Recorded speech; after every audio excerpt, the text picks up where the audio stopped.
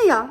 So we're going to be taking a look at your upcoming Mabon season, but before we do, a couple of announcements. So first of all, I got a treat for you guys. So I developed a quiz to help you determine what your strongest clairs are. So your clairs are your intuitive abilities in terms of clairvoyance, how you see intuitive information, clairsentience, how you feel intuitive information, and so on and so forth. So if you are curious to see what your strongest clairs are, and then get a little bit of information about how to strengthen them further, develop your other clairs, and then also some information on what my strongest clairs are and exactly how I use them to read on the channel, go get your free quiz. The link is in the description box below, and then let me know your results. I really love to see and hear like what you guys' results are. I love talking clairs all day long, so that link is in the description box below.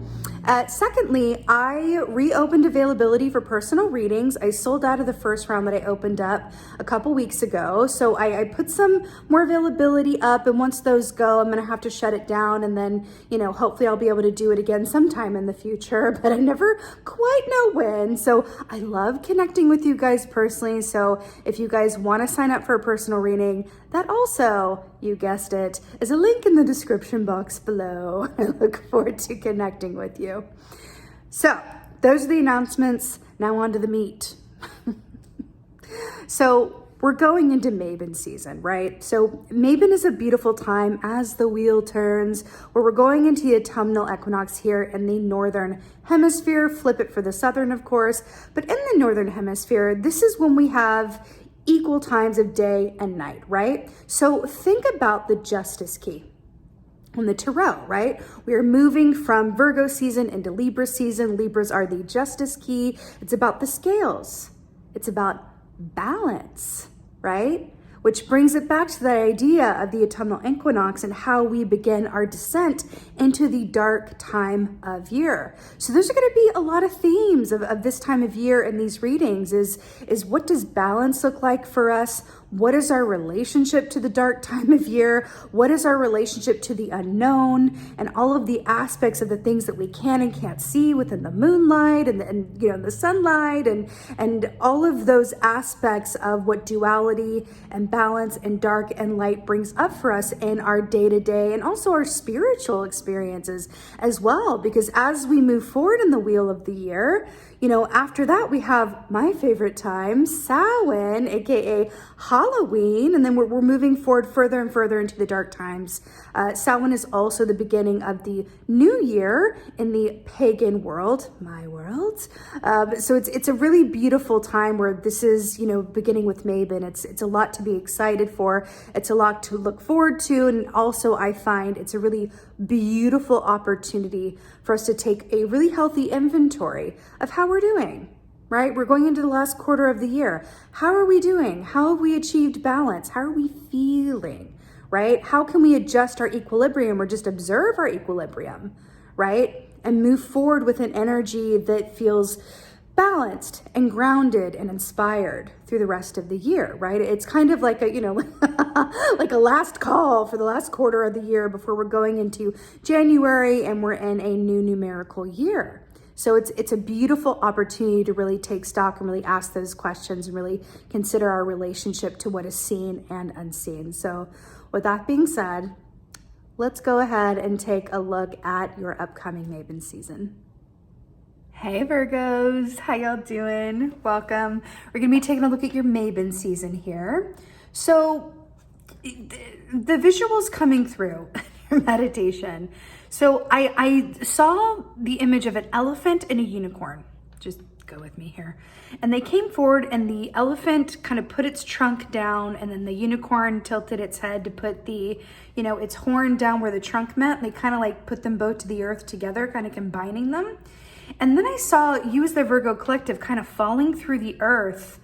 And I heard the song, I think it's called Love Lockdown by Kanye West. And it's that part like, you lose, you lose, you lose, you lose, like on repeat. And then I saw the Virgo collective kind of sinking into the earth, and then it became a trampoline and went boo. And I saw you guys kind of be like shot up in the air and up in the air and up in the air until finally nothing you could do about it, just surrender to the trampoline. And then I saw you guys landing on a tree branch. Like just finally, and then I saw you kind of relax into the tree branch and really exhale. And then I heard the song, no idea who it's by. It's that song that goes, "Today, I don't feel like doing anything." And I saw you really enjoying yourself. And I got that sense of the bear from the Jungle Book. Oh, I can't remember the name of the bear. Let me know in the comments. Why can't I remember the name of that? Baloo. Which kind of had that attitude of like, enjoying life and going with it. I feel like you were moving into a time, in the last remnants of your birthday season, where you are really being invited to let the universe move you and to allow yourself to be moved. Because I feel like you are being placed somewhere where you're really, I keep hearing for you, like you really deserve to just take some time to like lie on a tree branch and really just enjoy being where you are and doing nothing with nowhere to be and nowhere, no appointment or anything else. It's like just allowing yourself to be moved and then landing somewhere that's really unexpected, but you can only get there if you loosen the reins and let up any need to control or overplan, okay? Let's go ahead and get some animal energy for y'all. Animal energy, oh, perfection. So we got the zebra here. This is really beautiful, Virgo. So this is a dual energy as it equates to the tarot. So on one hand, zebra energy is 3 of Wands energy, which is about movement forward, but it's about the help and the boon coming only when the foundation has been laid, which is really interesting. But it's also temperance energy, which is about balance, patience, timing, and trust in the universe. And we were talking about that with your meditation. So that's brilliant. Now, zebra medicine is really about embracing the gray. Zebra, archetypes are people who have strong zebra energy, are therapists, counselors, natural mediators, advice givers, people like that who are able to see both sides of something, right? And really reach a point of understanding for two opposing sides, right?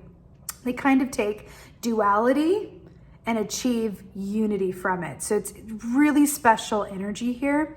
I'm really hearing for you, this time is a gift, but only if you, receive it. Let's see what's going on. Ooh, took no time at all. I can't tell you how much Ace of Swords has been coming up in this round of readings. It's really something else. Okay, really, really interesting. Okay. Brills. So first we have the Ace of Swords here. So this has been coming out in almost every single reading for this round. So there we are. Now, Ace of Swords is that big clarity, that illumination, that realization point.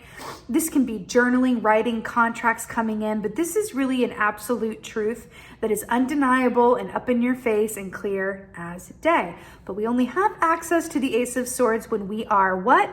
Still. Right? This cannot happen within a cluttered mind. We can think it happens with a cluttered mind, but then we end up going, oh, I was wrong, right? This isn't working your ego to come to the solution that you want. This is actually making space and stillness in order to receive the truth as it actually is, so you can work with it accordingly, right? The truth may hurt and may cut a bit, but it's always worth it, right? Something in that for you.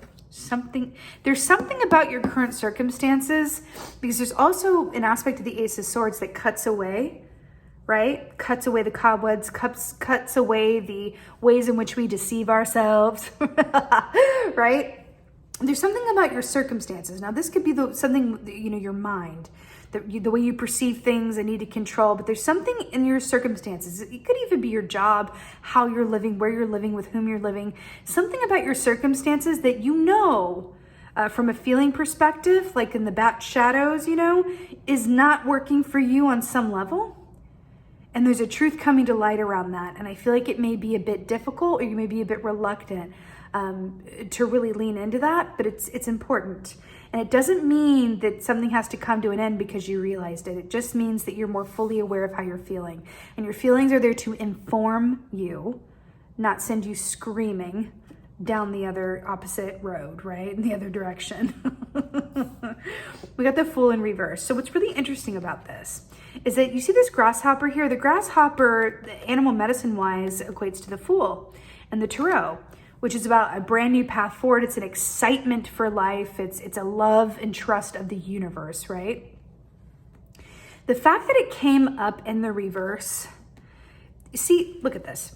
So when it's in the upright, we have the Fool. We have 2 wolves, which is about instinct. It's about, you following your feelings and trusting in what you know and feel to be true, right? Then if we flip it, it came out in reverse, the Rabbit is on top, which is about fear, self-fulfilling prophecies, and I'm talking about the shadow aspect of it, right? And it's interesting with Maven energy as well, because we have that divider, that equal part light, daytime and nighttime that's coming through for you as well. So you got the Rabbit on top here, which I feel like fear is disconnecting you from your instinct and trusting what you know to be true and trusting the right path for you.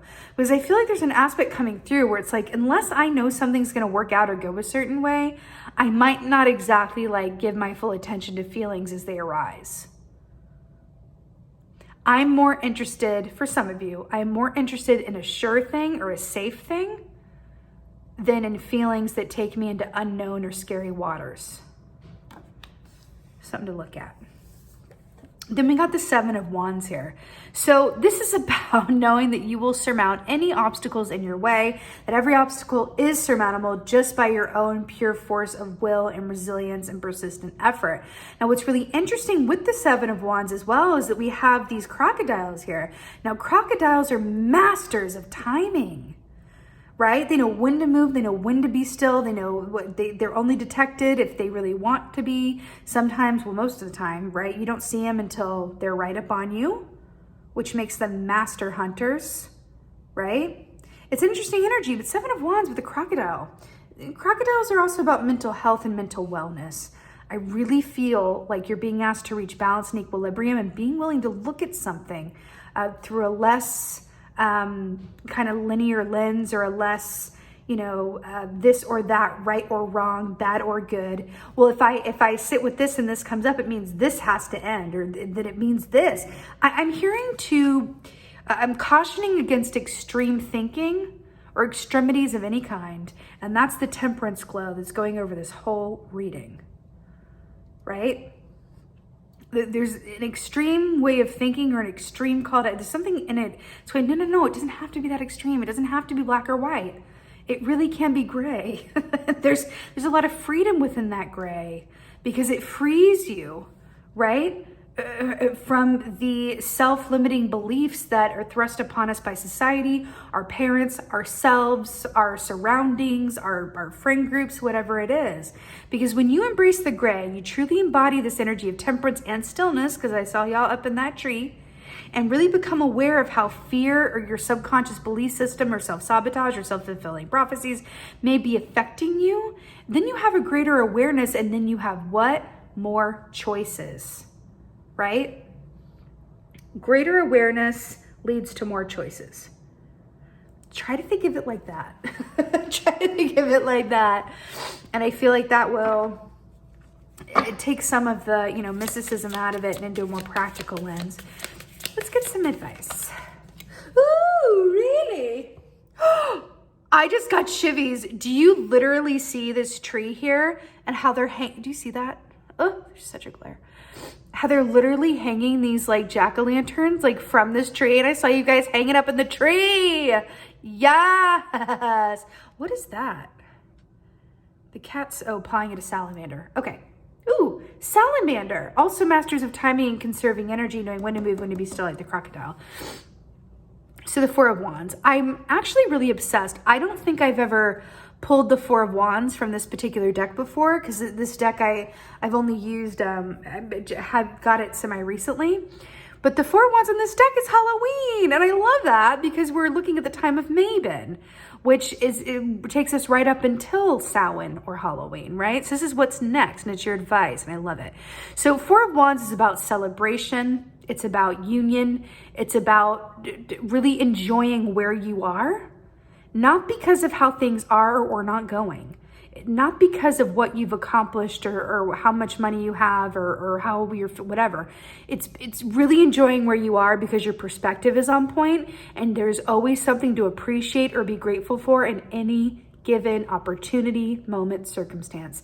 It's really directly tied to the power of your mind and how you see things. Up in that tree, the view is very different from down there, right? I love that this is your advice. I love that it's coming up that way with the tree. Let's get an oracle. Let's do one of these. Oracle for Virgo.